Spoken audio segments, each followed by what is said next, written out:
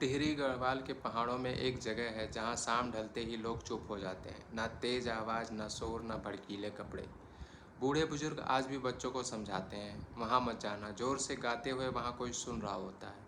उस जगह का नाम है खैट पर्वत। और इसकी कहानी शुरू होती है सदियों पहले एक राजा के दरबार से। कहते हैं एक वक्त था जब गढ़वाल के इस इलाके पर राजा आशा रावत का राज था। राजा की कोई संतान नहीं थी बरसों तक, और यही एक कमी उन्हें भीतर ही भीतर खाए जा रही थी। आखिरकार उनकी शादी हुई देवा नाम की एक स्त्री से, और वहीं से शुरू होती है यह कहानी। देवा ने एक के बाद एक 9 बेटियों को जन्म दिया, पर ये बेटियां आम बच्चों जैसी नहीं थीं। गांव वाले फुसफुसाते, इनकी आंखों में कुछ अलग है, इनकी हंसी में कुछ अलग है।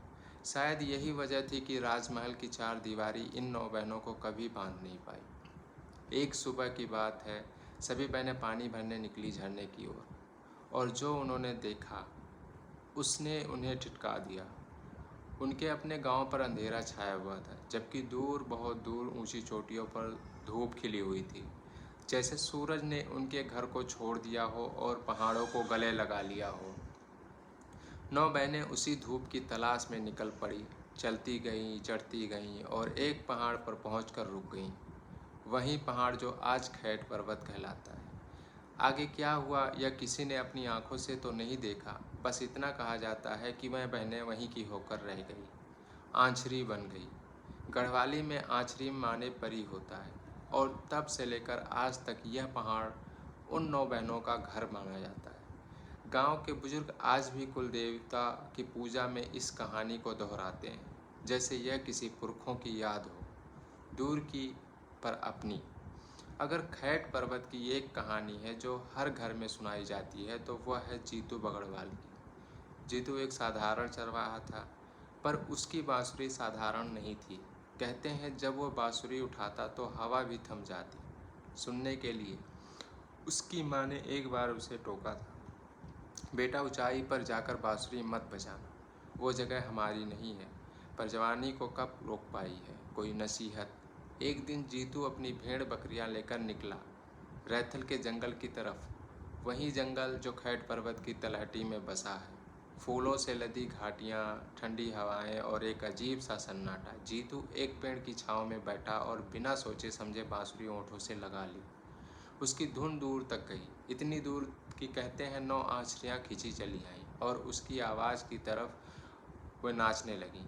उसकी धुन पर घंटों, शायद रात भर। और फिर जैसे हर उस कहानी में होता है जहाँ इंसान किसी और दुनिया को छू लेता है, जीतू को वापस जाने का रास्ता नहीं मिला।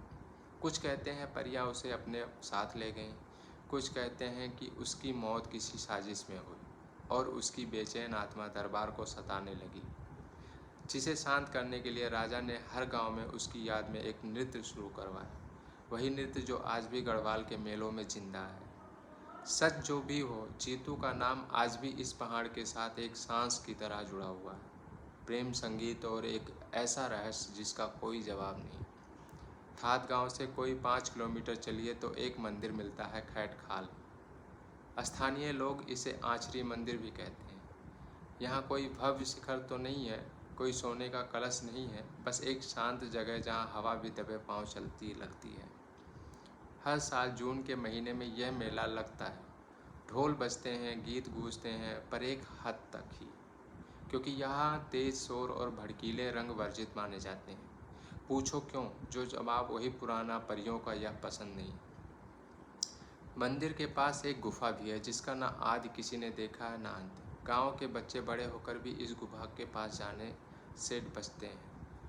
ये सारी बातें, शोर से परहेज, चटक रंगों से दूरी, गुफा का रहस्य सुनने में अंधविश्वास लग सकती है, पर गौर से देखिए तो यह असल में एक तरीका है इस नाजुक हिमालयी जंगल को बचाने रखने का। डर के सहारे ही सही, पर पीढ़ियों ने इस जगह को छेड़ा नहीं, और यही वजह है कि आज भी खैट का जंगल उतना ही हरा भरा है जितना सदियों पहले रहा होगा। अब कहानी एक मोड़ लेती है, और यही मोड़ किसी लोक कथा का नहीं। 29 मई 2026 की बात है। नैनीताल की रहने वाली MBA छात्रा बबीता पांडे अपने 2 दोस्तों के साथ दायरा बुग्याल की ट्रैकिंग पर निकली थी। वही इलाका जो रैथल गांव और खैट पर्वत के बेहद करीब पड़ता है। रात गोई बेस कैंप में बिताई गई और फिर रात करीब 1:30 बजे बबीता कैंप से निकली और वापस नहीं लौटी। उनका मोबाइल फ़ोन आखिरी बार कैंप से महज 200 मीटर दूर ट्रेस हुआ। उसके बाद कुछ नहीं। पुलिस, एसडीआरएफ, सेना, डॉग स्क्वाड, ड्रोन, हेलीकॉप्टर, हफ्तों तक तलाश चलती रही। जंगल, पहाड़ी ढलान, जल स्रोत, सुनसान इलाके सब खंगाले गए, पर 38 दिन बाद बीत जाने के बाद भी कोई ठोस सुराग हाथ नहीं लगा।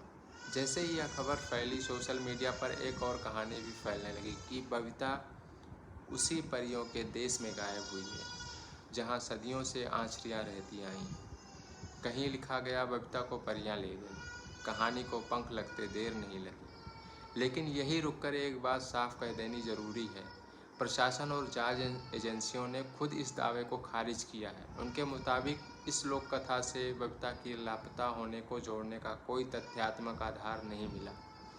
यह सिर्फ एक इत्तेफाक है कि दो कहानियाँ, एक सदियों पुरानी, एक बिल्कुल ताज़ा, एक ही पहाड़ की छाँव में घटी।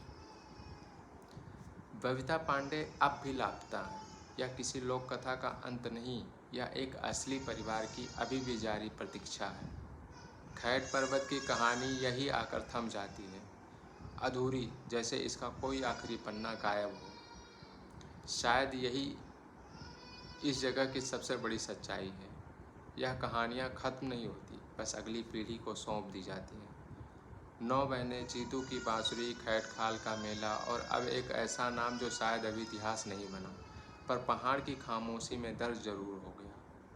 हम नहीं जानते परियां सच में होती हैं या नहीं, हम नहीं जानते बबीता का क्या हुआ, पर इतना ज़रूर पता है कि जब तक इंसान पहाड़ों को देखकर सवाल पूछता रहेगा, तब तक खैट पर्वत जैसी जगह कभी खामोश नहीं रहेंगी।